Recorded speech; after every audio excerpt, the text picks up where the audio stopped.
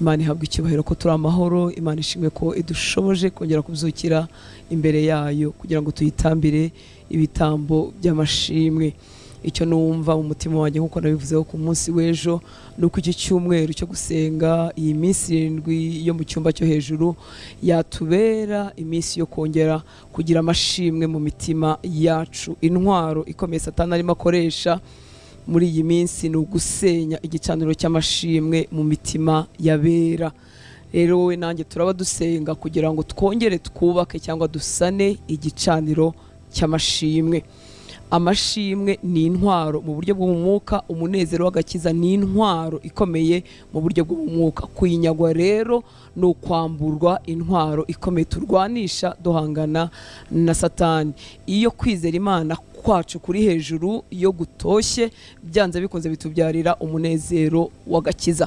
Iyo ibidushidikanyisha bibaye byinshi, iyo amaganya atubanye mwinshi, bigendana no gutakaza kwizera. Imana ishimwe ko Mwuka Wera hari kugira ngo adufashe kongera kubaka igicaniro cy'amashimwe. Turasoma imwe mu mirongo muri Bibiliya kugira ngo nubakireho aya magambo mvuga cyangwa se bibashe no kutuyobora uburyo dusenga. Ese iyo mvuga ngo gusanwa kw'igicaniro cy'amashimwe ni uko ibibabaje mu isi bidahari? Ibibabaje birahari, ibidukubita birahari, yewe tukababara, amarangamutima yacu hakababara, ariko ntiturabo gutindayo. Habaho iminsi yo kurira, habaho iminsi y'ikiriyo ku muntu ugezweho n'ikintu kibabaje, yaba ari mu mwuka uko yaba ameze uko ariko kose. Nta muntu n'umwe utagira kubabara yahuye n'ikintu gikubita umutima we, harimo kurwaza, harimo gupfusha, harimo kumva inkuru mbi. Twese bikubita imitima yacu kandi ni ibisanzwe kuko turi abantu, ariko guherayo umwanzi arabikoresha kugira ngo yimure cyangwa senye igicaniro cy'amashimwe, dutakaze kwizera kwacu. Kandi kwizera nizo mbaraga duhanganisha iyi si, nizo duhanganiramo muri iyi si. Mwibutse ko muri ino si turi ku rugamba mu buryo bwo mu mwuka, nta hantu wabikwepera. Uri umurwanyi mu bwami bw'Imana, kuko Satani yagambiriye kukubuza kuba uw'Imana yakugeneye kuba kugenda muri urugendo umeze nk'inkomere cyangwa nk'umuntu watsinzwe. Rero ni urugamba. Iyo rero igicaniro cy'amashimwe cyazimye muri twebwe, duhinduka abarwanyi, bahindutse abarwayi b'indembe barambaraye, bigatuma dutsindwa n'urugamba rwo mu mwuka. Reka twumveho gatoya mu gitabo cya Yobu igice cya mbere.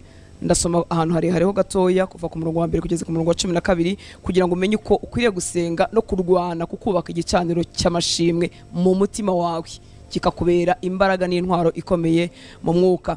Nahereheje kugira ngo twumve iyi nkuru ngo mu gihugu cya Usi hari umuntu witwaga Yobu, kandi uwo muntu yari umukiranutsi utunganye, wubahaga Imana akirinda ibibi. Ubuhamya bwa Yobu twese buraturyohera kandi twifuza ko bwaba ku buzima bwacu. Ngo nuko abyara abahungu 7 n'abakobwa 3, kandi yari atunze intama 7,000 n'ingamiya 3,000 n'amapfizi 1,000 yo guhinga n'indogobe z'ingore 500 n'abagaragu benshi cyane. Uwo muntu yari akomeye kuruta abantu bose b'iburasirazuba, kandi abahungu be biremeraga ibirori mu mazu yabo umwe mu minsi yitoranirije, bagatumirana bashiki babo 3 ngo baze gusangira nabo. Nuko iminsi y'ibirori byabo yarangira, Yobu akabatumira ngo abeze, akabyuka kare mu gitondo agatamba ibitambo byotswa bihwanye n'umubare wabo, kuko Yobu yavugaga ati ahari abahungu banjye bakoze icyaha, bahimukira Imana mu mitima yabo. Uko niko Yobu yajyaga agenza iteka ryose. Iyo twumva ubuzima bwa Yobu, twumva ibyo byose atarafite kurangara namba mu buryo bwo mu mwuka. Imana yari yamuhaye guhirwa mu bifatika mu rubyaro,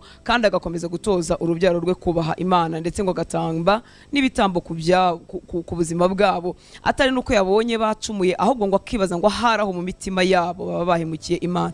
Umunsi umwe abana b'Imana baje bashengereye Uwiteka, aha twereka urugamba rwo mu mwuka rwo gusenya igicaniro cy'amashimwe mu mitima yacu. Ngo umunsi umwe abana b'Imana baje bashengereye Uwiteka, kandi na Satani yazanye nabo. Uwiteka abaza Satani ati uturutse he? Nuko Satani asubiza Uwiteka ati mvuye gutambagira isi no kuyizereramo.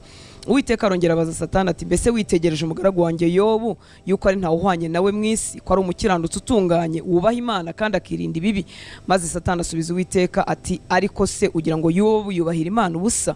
Ntiwagiye umurinda we n'inzu ye n'ibyo atunze byose? Wahiriye umurimo w'amaboko ye n'amatungo ye agwiriye mu gihugu. Ariko rambura ukuboko kwawe ukore ku byo atunze byose, nawe azakwihakana ari imbere yawe. yawe. Gusenyuka kw'igicaniro cy'amashimwe bishobora kubyarira umutima wacu n'ibitekerezo byacu kwihakana Imana, kuvuga ngo Mana uri umuhemu, Mana waranyanze, bikatwambura imbaraga mu buryo bwo mu mwuka. Nongere mvuge ngo amarangamutima ashobora kurira, ashobora kubabazwa n'ibyakugezeho, ariko bana b'Imana sabo guhorayo, sabo guherayo, kuko iyo duhezeho urugamba rwo mu mwuka turarutsindwa. Ngo Uwiteka asubiza Satani ati dore ibyo atunze byose biri mu maboko yawe, keretse we ubwe we kumuramburaho ukuboko kwawe. Nuko Satani ahera ko ava imbere y'Uwiteka. Ahangaha turahabona gutangira umurimo wo gusenya igicaniro cy'amashimwe mu buzima bwa Yobu, ariko Imana ishimwe ko yaje gutsinda agakomeza agahagarara akarangira anesheje. Satani yavuze ngo kora ku byo atunze, kora ku byiza, kora ku mugisha we, kora ku bimunejeje, urebe ko atakwihakanira imbere yawe. Igicaniro cy'amashimwe gishobora gusenyuka mu mitima yacu kuko Satani yakoze ku neza, ku byiza, ku byitwa umugisha Imana yari yaradukikije, ariko Imana ishimwe ko Mwuka Wera ajya atwegura. Nongere nkwibutse ngo umunezero w'agakiza uduhindukira imbaraga. Umunezero w'agakiza ni intwaro. Nta muntu urimo asiganwa akorera Imana, nta muntu uryoheye mu rugendo rw'agakiza adafite umunezero w'agakiza. Umunezero w'agakiza utubera impamvu zo gutyazwa kw'imihamagaro yacu, kw'impano yacu, gukorera abandi, kwamamaza Kristo. Ariko umunezero w'agakiza twawutakaje mu byo dukorera Imana biratubihira, rimwe na rimwe umuntu akanacogora burundu akanabivamo. Ikindi habaho ubuzima bumeze nko kwigirisha kugira ngo wereke abantu ko kibirimo kuri umunyamwuka, ariko mwe imbere utaryohewe. Rero umunezero w'agakiza ni intwaro ikomeye. Niyo mpamvu mu byo Satani arimo akoresha harimo gusenya igicaniro cy'amashimwe mu mitima y'abera benshi. Ariko Imana ishimwe ko dufite umutambyi mukuru ujya utuvuganira, ujya uhagarana natwe tukanesha. Mu rwandiko rw'Abaheburayo ibice 4 murongo wa 14 kugeza kuri 16 ndabasomera muri Bibiliya ijambo ry'Imana. Haravuga ngo nuko rero ubwo dufite umutambyi mukuru ukomeye wagiye mu ijuru akagera imbere y'Imana, ari we Yezu umwana w'Imana, ni mucyo dukomere ku byo twemera kandi twamamaza. Nuko rero ubwo dufite umutambyi mukuru ukomeye wagiye mu ijuru akagera imbere y'Imana, ari we Yezu umwana w'Imana, ni mucyo dukomere ku byo twemera kandi twamamaza. Igicaniro cy'amashimwe cyasenyutse, urekeraho gukomera ku byo wemera, urekeraho gukomera ku byo wamamaza. Ngo umutambyi mukuru dufite ntananirwa kubabarana natwe mu ntege nke zacu, ndetse yageragejwe ku buryo bwose nkatwe, uretse ko nta cyaha yakoze. Uyu mutambyi mukuru ntago ajya ananirwa guhagararana natwe. Igicaniro cyanjye cy'amashimwe gihora cyaka iyo nzi neza ko umutambyi mukuru ari kumwe nanjye, iyo nzi neza ko mfite umuntu umvugira. Ariko iyo cyasenyutse wumva waratawe, wumva Yesu atakwitayeho, wumva Imana itakuzi, mbese uba uri umuntu uri aho ngaho wo gupfa guherekeza abandi. Imana itugirira ubuntu. 16 bavuga ngo nuko rero nidushire umususu, twegere intebe ya cyami y'Imana igira ubuntu, kugira ngo duhabwe imbabazi, tugirirwe n'ubuntu, bitume dutabarwa mu gihe gikwiriye. Nuko rero niturekeraho gutinya, nidushire umususu. Bibiliya yeravuga ngo nuko rero twegere intebe y'umuntu tudatinya, kugira ngo tubabarirwe, tubone ubuntu bwo kudutabara mu gihe gikwiriye. Igicaniro cy'amashimwe cyasenyutse, tuba twuzuye ubwoba, twuzuye gushidikanya, twumva Imana yacu idafite imbaraga, twumva idashoboye. Mbese gusenga bare nk'umwanya kuvuga ngo reka nyine mfe gusenga kuko bavuze gusenga, ariko nta kintu expectinga, nta kintu utegereje ku Mana, wumva ari aho ngaho wagenewe guhera. Imana ishimwe ko dufite umutambyi mukuru uhagararana natwe, uduhamagara ngo nituze twegere intebe tudatinya, tudafite umususu, twizere gutabarwa ku Mana yacu. Nanone reka nje mu Bafilipi igice cya 4 umurongo wa 4 tugeze ku murongo wa 7. Kuki nsoma amagambo menshi? No kugira ngo nkwibutse ko umunezero w'agakiza ari intwaro y'umwuka ikomeye. Kubinyagwa no gusenywa no gutangira gutsindwa kwacu. Abantu batsindwa babanza kwamburwa umunezero w'agakiza, bakagenda akumva nta buryohe, ubundi iyo dufite umunezero tuba dufite, hari ukuntu dufite enthusiasm, hari ukuntu turyohe, hari ukuntu turimo twihutishwa, hari ukuntu dufite imbaraga mu byo turimo, hari ukuntu twizeye iyo dusenga, iyo turirimba indirimbo ziba zikomoka mu mutima, ziba zitari ku munwa. Amagambo y'indirimbo tuyatekerezaho tukayahindura ubuzima. Twasoma Bibiliya tukumva birafatika, tukumva byambaye umubiri. Ariko iki gicaniro cy'amashimwe cyasenyutse, wumva ari amagambo nk'andi magambo, wumva ari igipindi nk'ikindi, bikakunyaga rero imbaraga zawe zo mu mwuka. Imana itugirira ubuntu. Ngo mujye mwishimira mu mwami wacu. Abafilipi 4 kuva ku murongo wa 4. Ngo mujye mwishimira mu mwami wacu iminsi yose. Yewe nongera kubivuga nti mwishime, ineza yanyu iminywe n'abantu bose. Umwami wacu ari bugufi, yishimwe ryazimye, ineza yacu nayo irazima. Ngo ntimukagira icyo mwiganyira, ahubwo ibyo mushaka byose bimenywe n'Imana mubisabiye mubyingingiye mushima. Igicaniro cy'amashimwe cyasenyutse, amasengesho yacu ahinduka amaganya. Gusenga no kuganya ni ibintu bibiri bitandukanye, ariko ibimbabaje n'ibindushya igicaniro cy'amashimwe kitasenyutse shobora kubizanira Imana ari ugusenga, ari ukwinginga, ari no gutitiriza, ariko bitaramaganya. Ntimukagire icyo mwiganyira, ahubwo ibyo mushaka byose bimenywe n'Imana, mubisabiye mubyingingiye kandi mushima. Nuko amahoro y'Imana ahebuje rwose ayo umuntu yamenya azarindira imitima yanyu n'ibyo mwibwira muri Kristo Yesu.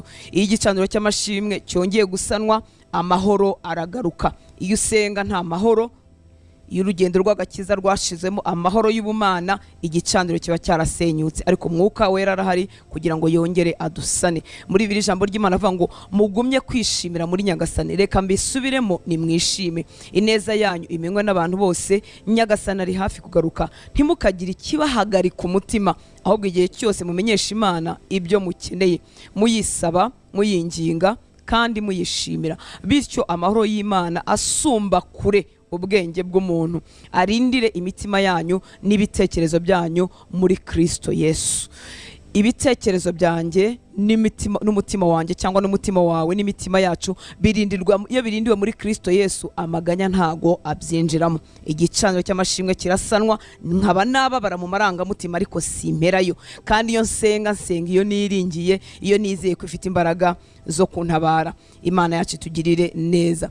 Muri Matayo 6 Yesu atubuza kwiganyira, kuko iyo twiganyiriye ngo nta kintu na kimwe twabasha kwiyongeraho. Iyi nkuru igaruka no mu butumwa bwiza bwanditswe na Luka. Ndifuza kuyisoma nanone muri Bibiliya, ijambo ry'Imana, kuva ku murongo wa 25. Matayo 6:25, tumanuke gatoya tugeze kuri 34. Ngo reka mbabwire rero ku byerekeye ubuzima. Nahisemo gusoma muri Bibiliya ijambo ry'Imana kugira ngo wumve ko Yesu yitaye ku byerekeye ubuzima. Bibiliya yera iravuga ngo nicyo gituma mbabwira nti ntimukiganyire ngo mutekereze ubugingo muti. Ariko Yesu yitaye ku by'ubu buzima, ku by'ubu buzima bwacu. Ngo reka mbabwire rero ku byerekeye ubuzima, ntimukabunze imitima mwibaza icyo muzarya cyangwa icyo muzanywa cyangwa icyo muzambara. Mbese ubuzima ntiburuta ibyo kurya, n'umubiri ukaruta imyambaro. Wambaza uti se urutansi urambwira ko nzareka gutekereza ejo hanjye hazaza? Oya, uzahatekereza, ariko hatekereze ufite no gutekana mu mutima. Uzahapangira, uzibaza ibyo umunyabwenge wese yibaza, ariko ufite gutekana mu mutima. Ibi bitandukanye n'ibyo umuntu utizeye Imana. Ndatekereza, ndapanga, ndakora, ariko mfite ikintu gitsikamishije umutima wanjye cy'amahoro no kugubwa neza kw'Imana iri kumwe nanjye kandi kwibizi.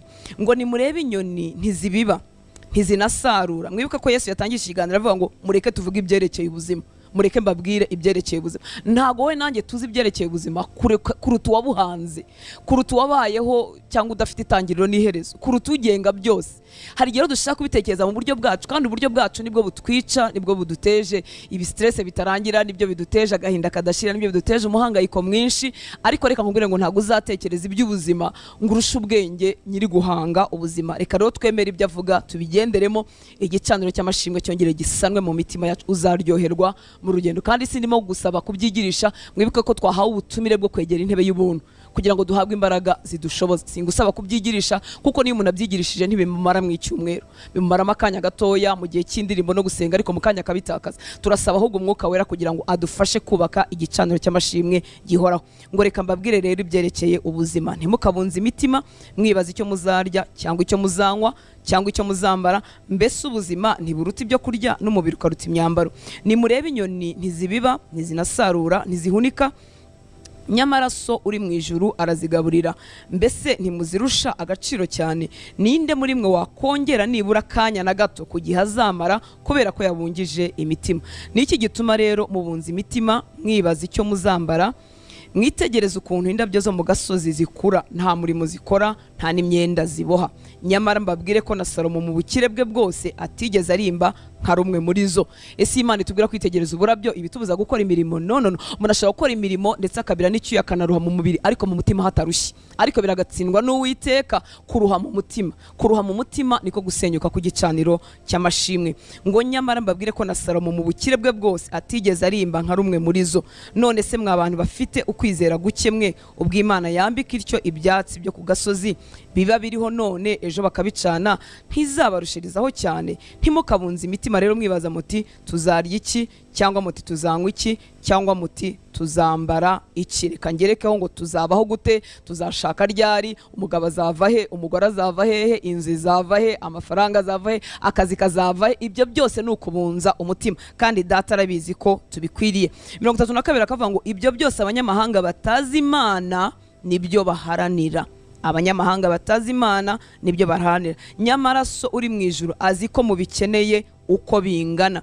32 mu ijambo muri Bibiliya yera nahakunze cyane, haravuga ngo kuko ibyo byose abapagani barabishaka, kandi so mu ijuru azi ko mubikwiriye byose. Nta nubwo ari mubikeneye gusa, ahubwo arabizi ko bikwiriye. Ukwiriye kugira icyo kwambara, ukwiriye kugira icyo kurya, ukwiriye kugira amagara mazima, ukwiriye kugira umugabo n'umugore, kuko Imana ijya kukurema ikaguha parts zigize umubiri wawe, yari izi ko uzakenera kuzuzanya na mugenzi wawe. Ujya kuremana amarangamutima yishima aryoherwa, yari izi ko uzakenera gukunda. Igushyiramo indi byara, yari ibizi ko bikwiriye gukikira abana. Irabizi ko umubiri wawe utungwa n'ibyo kurya kandi ntago byamanuka mu kirere. Irabizi ko ukwiriye kugira akazi, ariko Data arifuza ko igicaniro cy'amashimwe kidasenyuka ngo twibwire yuko turi indushyi Imana ntitwitayeho.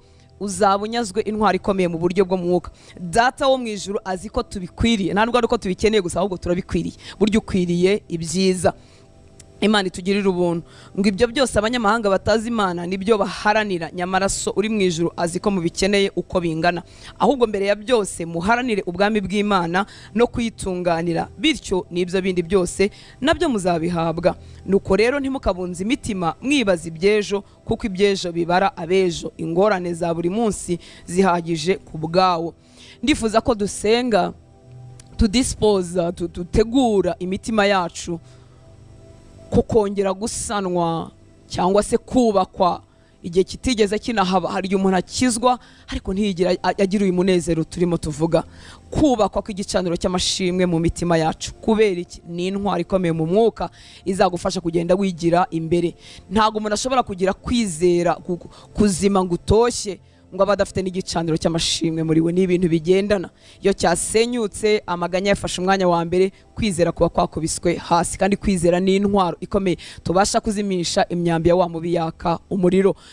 Twifasha kugira ngo umwuka wera yongera dufashe gusana. Icyo ngusaba kwifasha gatoya, wowe n'ubwenge bwawe gusa busanzwe, no gusubiza amaso inyuma ukongera ukareba ineza y'Imana ku buzima bwawe, ugatekereza ahantu hose Imana yagukuye, ugatekereza imbabazi z'Imana zabaye ku buzima bwawe. Reka mbabwire ko byari kuba binahagije iyo duhabwa ubugingo buhoraho, tukababarirwa bya byaha byacu byinshi, nubwo tutongererwa ubundi buntu twagiye tubonera hano muri ubu buzima. Amahirwe Imana yagiye izana ku buzima bwacu, imiryango Imana yagiye idukingurira, amahoro menshi dufite mu mutima abari muri Kristo Yesu. Amahoro azanwa nuko twababariwe.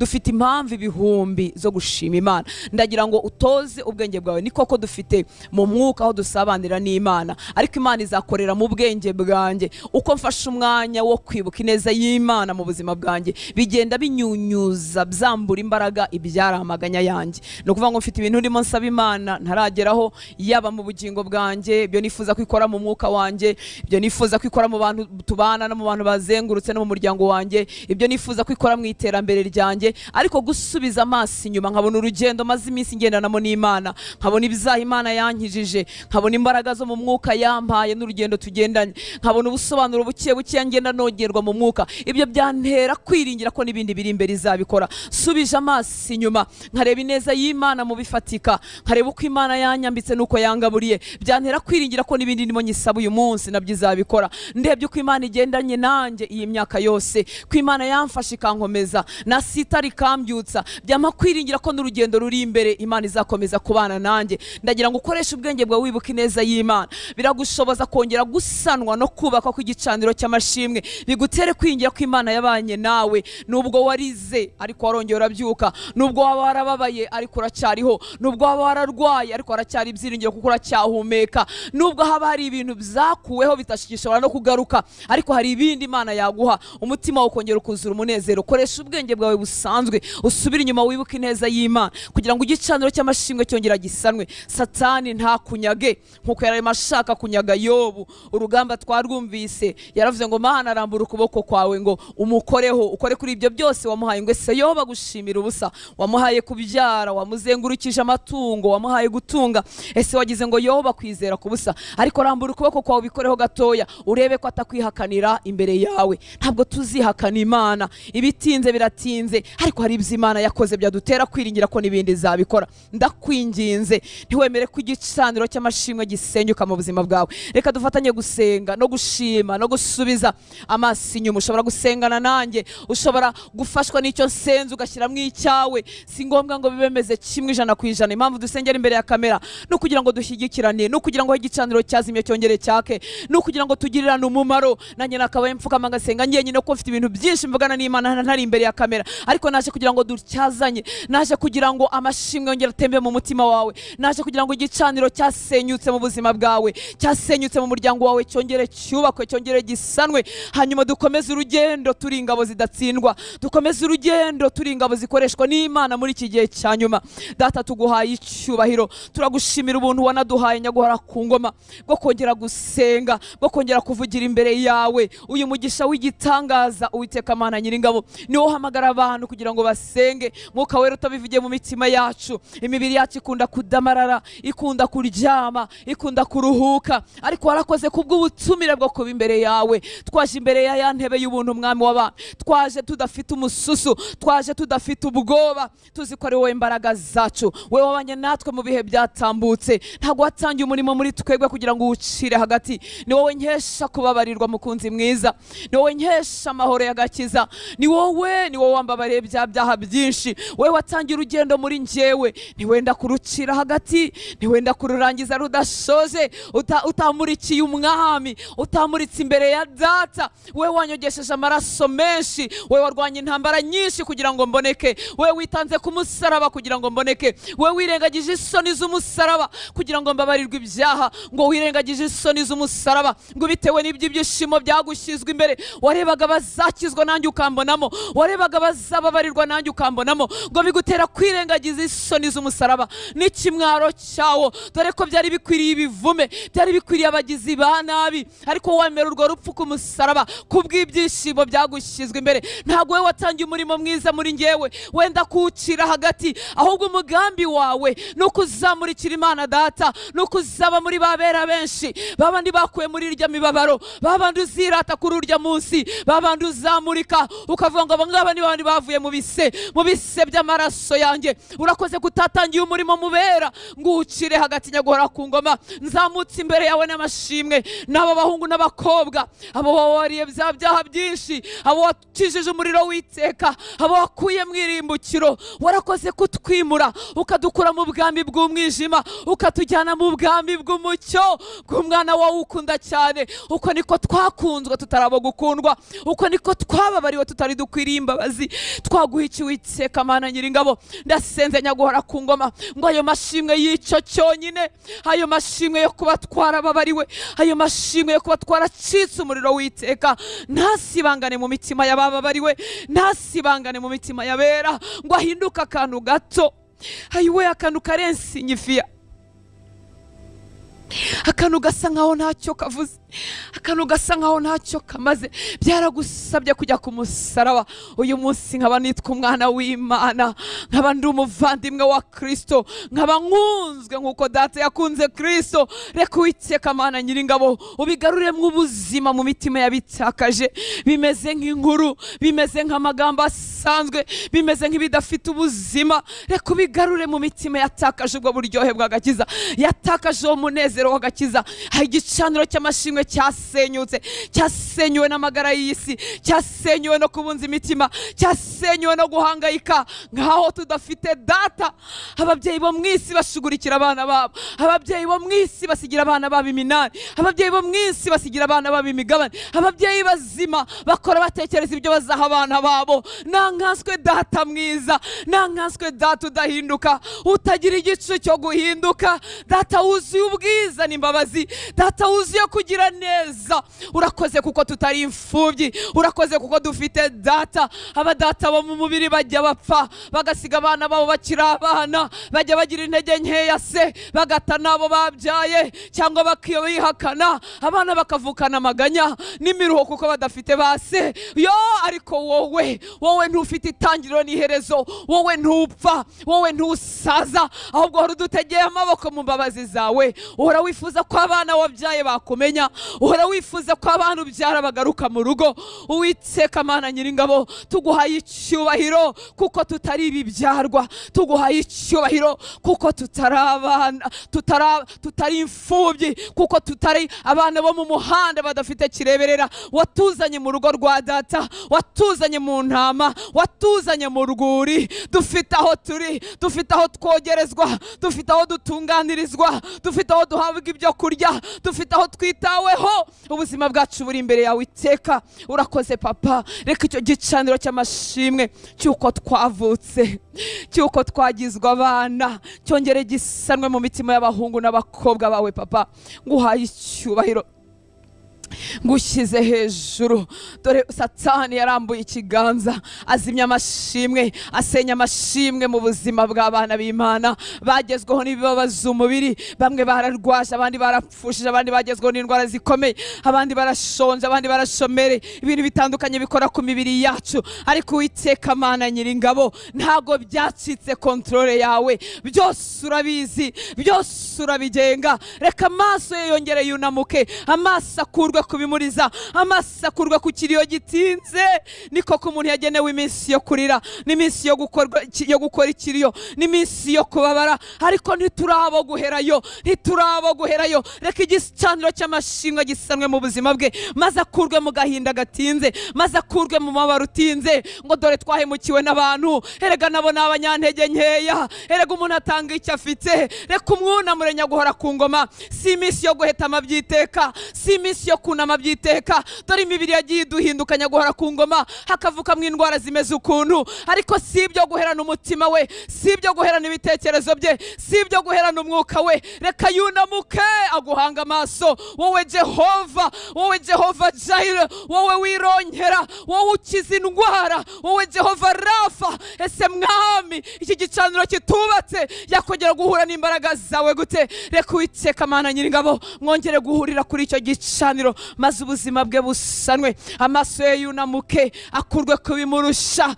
ayahange we wenyine. Ijambo ryo ryatwiye ngo umuntu ntashobora kwiyongeraho n'igihe na gitoya kubwo kuganya, ntashobora kwiyongeraho n'akanya na gatoya, ntashobora kwiyongeraho n'umunsi wo kubaho, ntashobora kwiyongeraho n'intambwe yigira imbere, ahubwo amaganya aradukamura akadusubiza inyuma. Nyaguhora ku ngoma, ngwino usane, ngwino wubake Mwuka Wera, ubake muri twebwe igicaniro cy'amashimwe, igicaniro cy'amashimwe. Ndagushimira Mutambyi mukuru, ngo ubasha kubabarana natwe mu mibabaro y'uburyo bwose, ngo wageragejwe, ngo ariko wowe itandukaniro ntiwigeze ukora icyaha.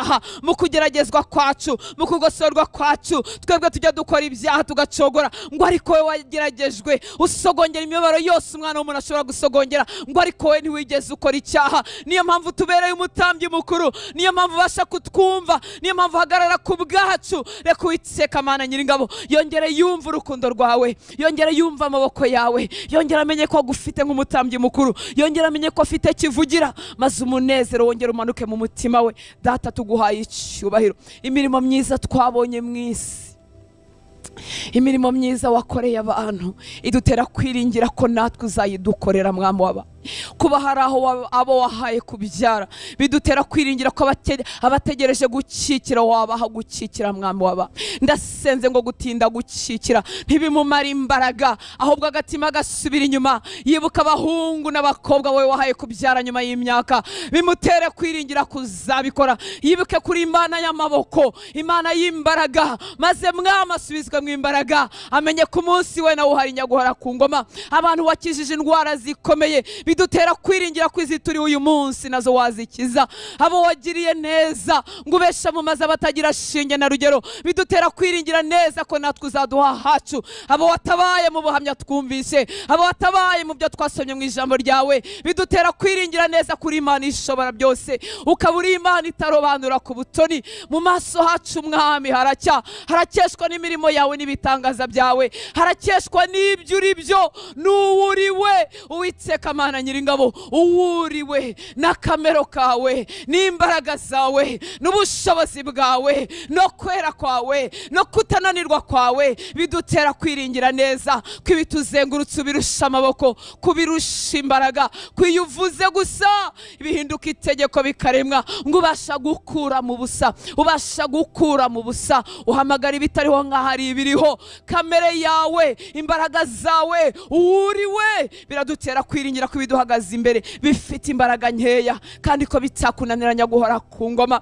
Ndavuga gusanwa ku igicaniro cy'amashimwe, ndavuga kugarura ibyiringiro, kugarurwa mu ibyiringiro n'umunezero w'agakiza, kugira ngo bimubere imbaraga abasha guhanganisha n'uyu mubi uri muzima igicaniro cy'amashimwe mu mutima we. Urakoze kuri uwo kwizerwa, urakoze kuri uwo kwizerwa. Nta kintu na kimwe cyacitse kontrole yawe nyaguhora ku ngoma. Nuko rimwe na rimwe urugamba rw'umwuka ruhishwa amaso yacu, ntitumenye impamvu yabyo, ntitumenye ko ufite icyo urimo kubikoraho. Bashiki ba Lazaro bamutumyeho ngo bamutumaho barambwira ngo ukunda ararwaye, ngo ariko wumvise ko arwaye urongera urasibira, usibira kabiri mwami w'abami.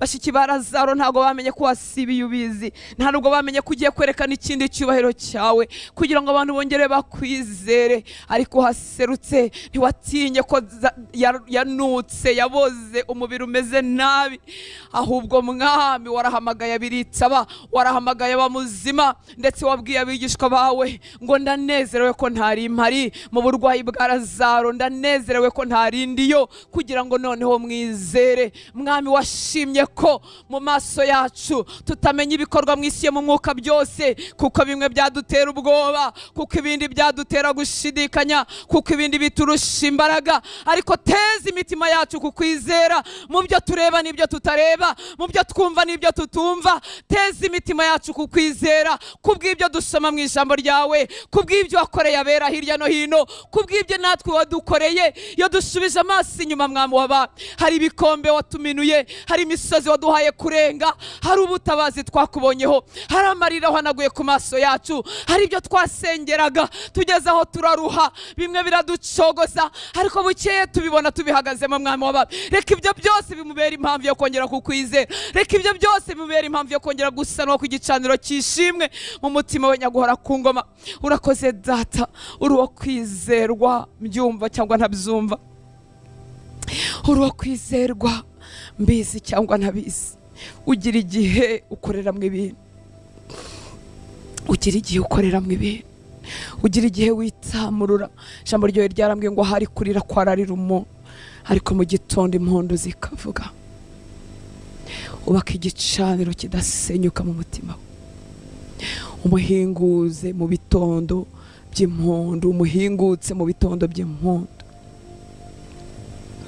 Ntiwemere ko umwanza munyaga ngo abeho nk'imfubyi kandi agufite uri se.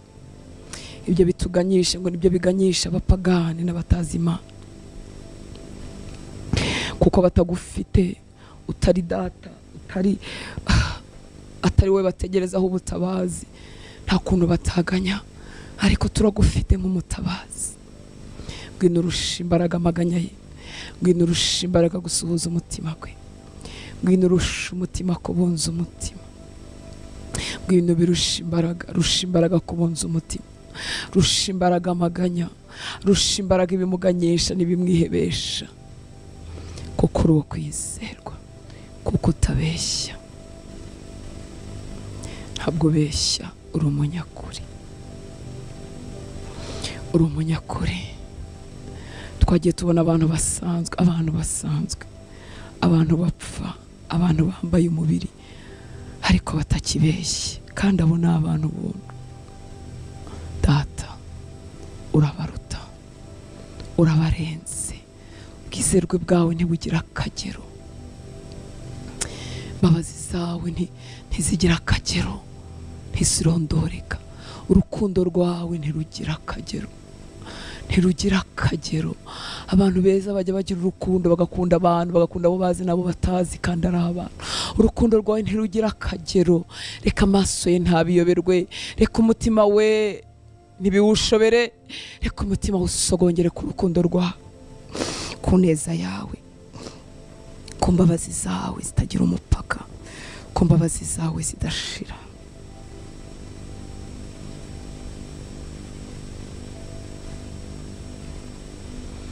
Reka mu magomwa ameze nk'ari mu ikiriyo ugarura igicaniro cy'amashimwe.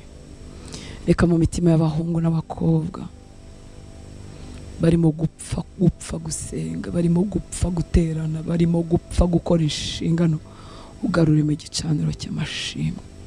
Mbega igicaniro cy'amashimwe ko kiduhindukira imbaraga zo kukuramya, zo kwihuta mu byo uduhamagarira, zo kumenyekanisha ineza yawe muri bose. Mbega igicaniro cy'amashimwe ko kitubereye imbaraga zo kudacogora, ko kitubereye imbaraga zo kutananirwa. Nyemerera ugisane, he kubaho umuhungu n'umukobwa baririmba indirimbo ziri ku munwa zitari mu mutima. He kubaho umuhungu wawe n'umukobwa wawe baterana kuko nta kundi babigenza, bari mu nsengero, bari mu mirimo kuko ari nta kundi babigenza. Ongera usane igicaniro cy'amashimwe, babane nawe baryohewe, bagukorere baryohewe. Ibyo tuvuga ku munwa ari byo biri mu mutima, Mwami ibyo ndabivuga kuko nabonye ubikora. Imbaraga zawe ziratangaje, zibasha kwimura umuntu mu kiriyo cy'ubuzima kandi mu mubiri agihagaze mu bisa n'ikiriyo. Imbaraga zawe zibasha kwimura umuntu zikamukura mu maganya kandi bimuganyisha ari naho byagiye. Imbaraga zawe zibasha kwimura umuntu zikamuzamura hejuru y'imiraba yose kandi imiraba igishinyitse amenyo. Imbaraga zawe zibasha gutuma umuntu amera nka cya giti cyo muri Zaburi, agashora imizi mu mazi, agashorera imizi muri wowe, maze agatoha, amababi agahora atoshye, akagira imbuto z'ubumana mu gihe cyose. Imbaraga zawe zibesha umuntu hejuru y'imiyaga yose, imbaraga zawe zibesha umuntu hejuru y'ibimurwanya byose, imbaraga zawe zibesha umuntu hejuru y'iby'isi byose binaniza. Imbaraga zawe zijya ziduterura zikatubesha mu bundi buzima, maso yacu akiharirwa n'ibiri mu ijuru, mitima yacu kihiyarirwa n'ibiri mu ijuru, tugatura mu isi tudafashwe n'ibyaho, tukabirusha imbaraga. Mwami w'abami, uwo ni umugabane wawe kwizera, uwo ni umugabane wo guhozaho amaso, uwo ni umugabane wo gutegereza, kandi ni umugabane wageneye abizera bose. Tuzamukane Uwiteka Mana Nyiringabo, tuzamukane ngo yemwe ngo n'isi ntiyari ikwiriye ko bayibamo. Izo ntwari zo kwizera zasumbye isi, ubuzima bwabo n'imitekerereze yabo, mu buturo bwabo bwo mu mwuka basumbye isi kuko amaganya y'isi atabafashe, basumbye isi kuko imiraba y'isi itabashoboye.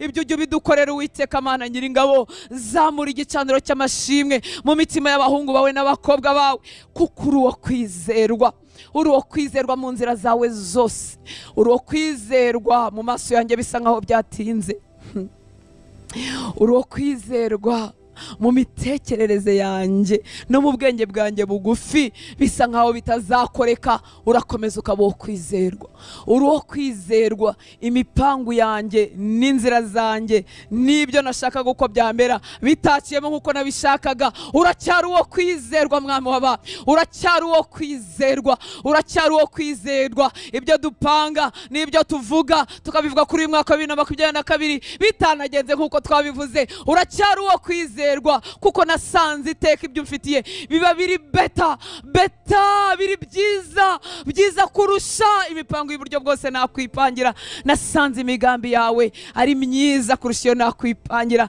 Nasanze unkunda kurusha uko nakwikunda. Nasanze ibyo ungenera biba ari byiza iteka kurusha ibyo nakwigenera.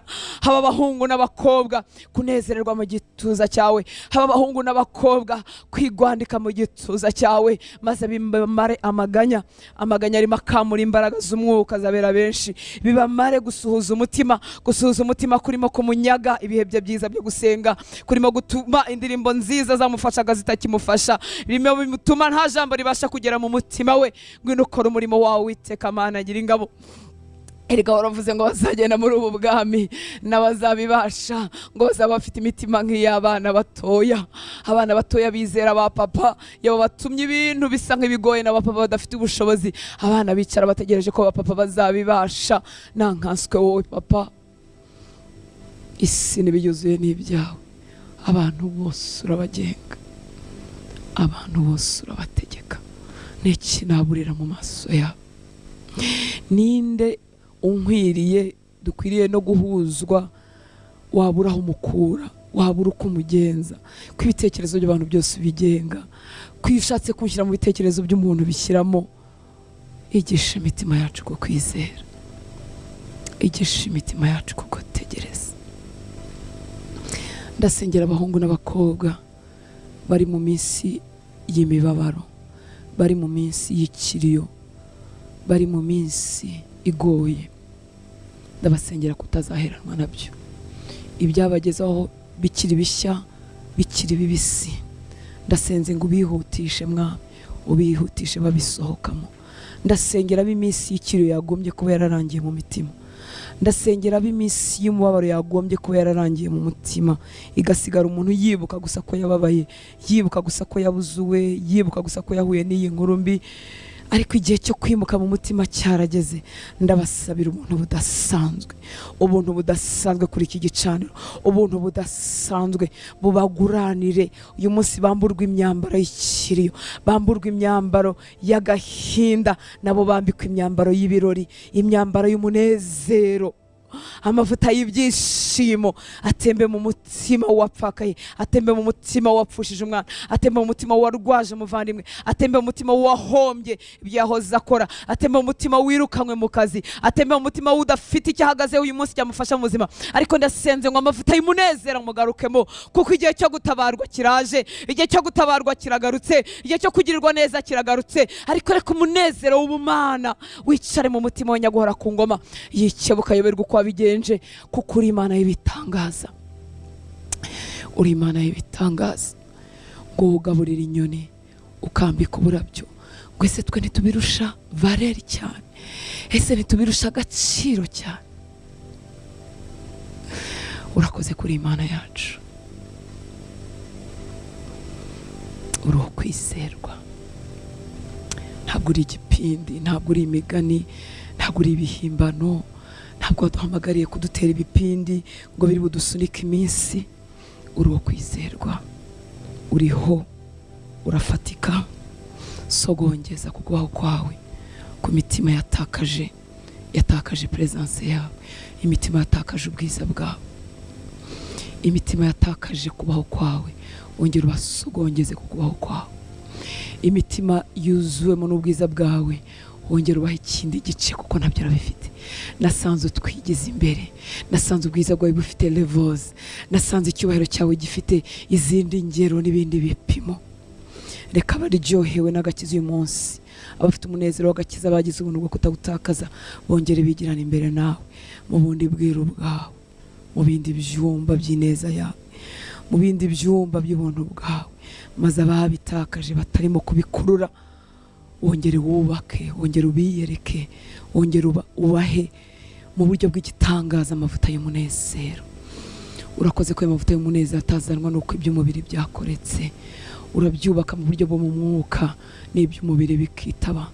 Urakoze Data, ndagushimira kutabuze abagabo bo guha abakobwa bagejeje igihe cyo gushaka. Ndagushimira ko utabuze abagore, abakobwa beza baguha abahungu bagejeje igihe cyo gushaka. Ndagushimira ko utabuze imbaraga zo gukiza amarira ari mu miryango runaka. Ntabwo ubuze imbaraga mwami w'abami zo gukiza abagabo babaye ibirara. Ntabwo ubuze imbaraga zo gukiza abagore babaye ibirara. Ntabwo ubuze imbaraga zo gukiza abana babaye ibirara. Ndagushimira ko imbaraga zawe zitaheze. Ndagushimira kuko ni igihe kandi ufite control ya buri kintu cyose. Ndagushimira ko ufite imbaraga zo gukingura imiryango y'abamaze iminsi badafite akazi. Ndagushimira ko isi n'ibiyuzuye ari ibyawe. Muye gutekana mu minsi yo kugutegereza. Hari igihe bisa nk'ibiba biri kure mu mitima yacu, ariko uri Imana y'ibitangaza. Igihe Hagari yirukanywe mu rugo rwo kwa Aburahamu, yagiye afite imvumba gusa y'amazi kandi akomotse avuye mu rugo rukize, yarabyaranye n'umugabo ukize, arimo agenda mu butayu ngo ahindukira gatoya kugira ngo atareba umwana we apfa. Ibyo ari byo byose nk'umuntu muri ubwo butayu nta butabazi yahabonaga. Natwe tubisomye tutaramenya uko inkuru yarangiye, twabonaga ari ibintu bikomeye, ariko wamuhamagaye mu mwanya wo guhumbya no guhumbura, uramukebutsa abona isoko y'amazi. Ibyo dutabaza ntibiba kure, tujya tubona biri kure y'ubwenge bwacu, tukabona byarananiranye, ariko amaboko yawe y'imbaraga abirema n'ako kanya. Duhe kukwizera tudasaze, duhe kukwizera tudakanuye amaso, duhe kukwizera tutabuze ibitotsi, duhe kukwizera tutabihiwe nk'abatagufite, kuko urakwizerwa. Asomye ijambo ryawe nsanga Sara yarabyara umukecuru. Mu mitekerereze yanjye n'imibare yanjye numvaga barakererewe, ariko asomye ijambo ryawe rirambwira ngo igihe cyavuzwe n'Imana kigeze. Sara arasama. Uri kwizerwa, ntukererwa, uzira igihe, ukorera igihe. Ndasabira abahungu bawe n'abakobwa bawe kugira ngo igicaniro cy'amashimwe kigaruke mu mitima yabo. Ndasabira abahungu bawe n'abakobwa bawe kugira ngo umuriro ukongera kuba mu ijambo ryawe, akariro ko gusenga kagaruke mu mitima y'abagatakaje. Twakumenyera hehe tudatinda mu aho watwimenyeshereje mu ijambo ryawe? Twakumenyera hehe tudatinda mu magambo yawe? Amaganya y'isi amutera gushakira igisubizo aho kitari. Ararorongotana ajya gushaka aho yakwicara ku mazi, aho yakwicara wenyine, aho yatinda muri filime, aho yatinda mu biganiro, yumva ari byo byubaka amarangamutima, atazi ko birimo biyongobeza, atazi ko birimo bimunyagaho yagakuye imbaraga. Habera kongera kugaruka amaso mu byo uvuga, kuko ibyo uvuga nibyo kwizerwa. Ngo ijambo ryawe ryaravugutiwe, ngo rimeze nk'inyundo ibasha kumenagura ibitare, rimeze nk'umuriro ukongora, rifite imbaraga nk'inkota ityariye amugi yombi, ngo ribasha gutandukanya n'amagufa n'umusokoro n'ubugingo n'inyama, ribasha gukora icyo waritumye gukora. Wamanuye umugaragu wawe Yeremiya ngo umujyana mu nzu y'umubumbyi kumwigishirizayo, ngo ageze yasanga umubumbyi arabumba ikibumbano cye ku ruziga, arimo akibumba ngo gitakaza ishusho cyari gifite. Ngo abonye iyo shusho atari nziza, arongera aragifyondafonda mu ntoki ze, aragipondaponda, arongera akirema mu ishusho nziza. Ngo siko Isiraheli we, sikuri ibumba mu biganza byanjye. Tujya dutangazwa tukababazwa nuko ubuzima bwacu bwataye ishusho twibwira ko yadukiza, ishusho twibwiraga kwidukwiriye, tukabona igihe cyo kwiga si cyo twigiyemo, igihe cyo gushaka si cyo twashakiyemo, igihe cyo kubyara si cyo twabyariyemo, igihe cyo gutunga tugasanga si cyo gihe twagiriyemo amafaranga, tugasanga dufite ubukererwe, tugasanga ubuzima bwacu bwabaye deforme, bamwe amago yarasenyutse, igihe cyari gikwiriye umunezero ahubwo cyabaye igihe kibi. Twakwireba tugasanga turi ikibumbano cyatakaje ishusho, ariko mu biganza byawe mwami w'abami, mu biganza byawe uri Imana ibasha kugarura ishusho mu kanya ko guhumbya nako guhumbura. Nasanze uri Imana ikura mu busa, nasanze uri Imana ihamagara ikuye mu busa, nasanze uri Imana idakenera ibindi bintu byo kwifashisha, nasanze ijambo ryawe rishobora guhamagara, nasanze ijwi ryawe rishobora kurema, rishobora kubaka ibintu mu kanya ko guhumbya no guhumbura. Duhe kwizera ibiganza bidufashe, duhe kukwizera mwami w'abami, kuko ubuzima bwabo bwatakaje forme, ntago bwacitse ibiganza byawe wabubumba ishusho yagombye kuba afite mu mubiri. Uyu munsi ameze nk'umukecuru, ameze nk'umusaza, afite iminkanyari mu maso, afite shape itajyanye nuko yaragombye kuba ameze. Ibyo birakoroheye mwami w'aba. Nasanze ujya ukora ku magufa agasubirana, nasanze ujya ukora ku nyama zigasubirana forme, nasanze ujya uvura n'ibyamwe imbere abaganga batabasha kureba, bo bakenera ibyuma na za scanner ngo bagereyo, ariko uri umubumbyi wabyo, uri umubumbyi w'amagufwa. Niwe wakoze za muware ziyarimo, niwe wegeranyije inyama hejuru y'iyindi, ufata ibifu ubifatanya n'amara, ubumba impyiko n'imyijima. Nasanze uri umubumbyi wabyo, mu biganza byawe ushobora kongera kubigarura mu itoto, bikongera bikagira ubuzima. Amaraso ufite imbaraga zo kuyahinduranya, ufite imbaraga zo kuyaha umuvuduko ukwiriye nk'uko wari warabigennye. Ibihaha ujya ubirema bundi bushya,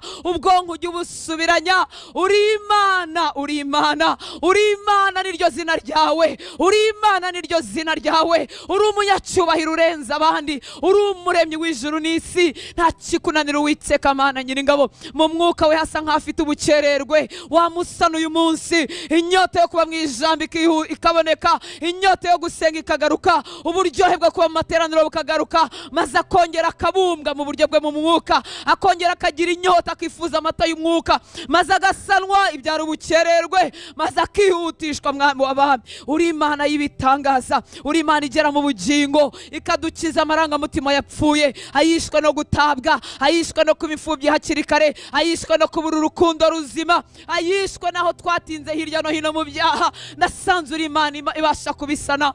Umuntu akabaho nk'utarigeze gukomeretswa, umuntu akabaho nk'utarigeze gutabwa, umuntu akabaho nk'utarigeze abwirwa amagambo mabi, kuko byose wabyefashije ugashyiramo ibitekerezo byawe, ugashyiramo ijambo ryawe, tukiyumva nk'abakunzwe by'iteka, tukiyumva nk'abazengurutswe n'urukundo rwawe, tukiyumva nk'abashyigikiwe nyamara twari twaratsawe.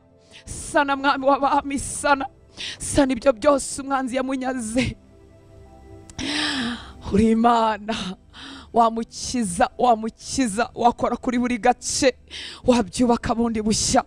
Uri Imana, uri Imana, uri Imana, uri Imana y'ibitangaza niryo zina ryawe. Uri Imana y'ibitangaza. Reka watse umuriro umutima we, kugira ngo atongera gutsindwa n'urugamba rwo mu mwuka. Mukure mu bunebwe mwana, byutsa abahungu n'abakobwa baheze mu bunebwe, mu bunebwe bwo mu mwuka. Iyo umwanzi ashaka kutwiba ngo aratuboha, kuko ntiyakwinjira mu nzu, nta muntu wakwinjira mu nzu y'umunyamaboko ngo atware ibyo atabanje kumuboha. Reka igicaniro cy'amasengesho gisanwe, cy'ukuri, kitari cyo guherekeza abandi. Mukure mu bisindisha, ubisindisha ubwenge, mu byo atinzaho amaso bidafite umumaro, mu byo atinzaho amatwi bitigeze bimwubaka mu myaka yose amaze mu gakiza. Umuhe gushyira amaso ku by'umumaro, maze yubakwe. Erega wubatswe nawe ntiyongera gusenyuka. Data, ndagushimiye ko wubatse igicaniro cyasenyutse. Ndagushimiye ko usanye icyahozeho bwacyo kikanyagwa. Ndagushimiye ko wubatse aho kitigeze kiba igicaniro cy'amashimwe. Uri ukwizerwa. Kuri icyo gicaniro turaguturaho amashimwe ava mu ndiba z'imitima yacu, ava mu minwa yacu. Uri ukwizerwa, uri ukwizerwa, uri faithful, uri ubwizerwa ubwabwo, uri ukuri. Urakoze mwami. Musanira igicaniro cy'amashimwe ku buryo ibikora ku mubiri bitagerayo. Abagabo nk'aba Paulo n'Abasira bari barabibakoreye, bari muri gereza bazira ijambo ryo guhamya kwabo, ko ariko ninjoro mu gicuku bakubiswe, imibiri iri inkoni, ariko abagabo bari bafite igicaniro cy'amashimwe mu mitima, ngo nijoro bararirimba, izindi mbohe zirabumva. Nawe ku ntebe yawe uravuga uti ibi ntibyarangirira hanga. Gereza yose iranyeganyega, ngo imiryango yose irakingurwa. Mwubakira igicaniro cy'amashimwe gituma ku ntebe yawe uryoherwa, uvuga ngo hari abahungu n'abakobwa bongeye kunamurira amaso yabo kunyizera. Hari abahungu n'abakobwa bongeye kunamurira amaso yabo kunyizera. Urakoze. Twongeye kuvuga umugisha kuri iki gihugu cy'u Rwanda. Urakoze kutibeshye utugira abanyarwanda. Wabikoze kuko wumvaga hari icyo twamarira iki gihugu, ko twagihesha umugisha. Urakoze ko tukirimo. Urakoze ko dufite umudendezo wo gusenga. Urakoze ko nta nduru zirimo kukivugamo. Urakoze kubwo kurinda abayobozi bacu. Urakoze kubwo kurinda abanyarwanda.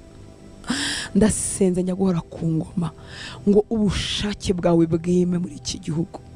Amahoro yawe atembe muri iki gihugu. Uburinzi bwawe budasanzwe bwe muri kino gihugu mwami.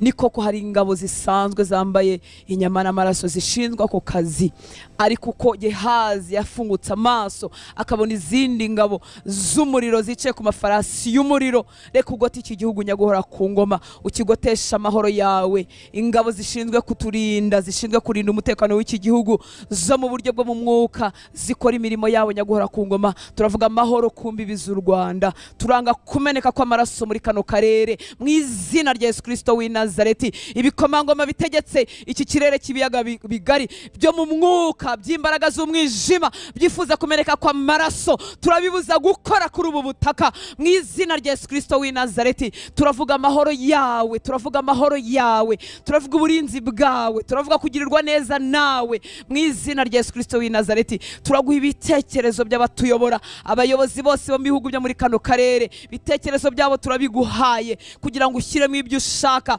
abari byo bikorera muri bo, abari byo bikorera mu nama zabo mu izina ryawe Yesu. Watubereye wo kwizerwa imyaka yose itambutse, na n'uyu munsi tubereye wo kwizerwa, uzakomeza kutubera wo kwizerwa. Turakwizeye nyaguhora ku ngoma. Twongeye gusengera imitima y'abanyarwanda ngo igucire bugufi, imitima y'abanyarwanda ikubahe, bakumenye nk'Imana, ubwibone bwacu bucishwe bugufi. Maze mwami wime mu mitima yacu, amavi yacu agupfukamire, indimi zacu zature ko ari wowe mwami wenyine.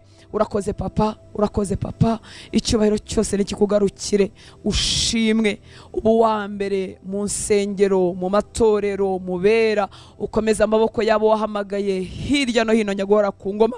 Imbaraga z'umwijima zibarwanya zamburwa imbaraga mu izina rya Yesu Kristo w'i Nazareti. Ukomeza abahungu urimo hagurutsa, ukomeza abakobwa urimo hagurutsa, ukomeza abagaragu bawe n'abaja bawe bamaze imyaka bagukora muri iki gihugu. Ubambike imbaraga nyaguhora ku ngoma, urwane n'ibibarwanya maze bagirirwe neza.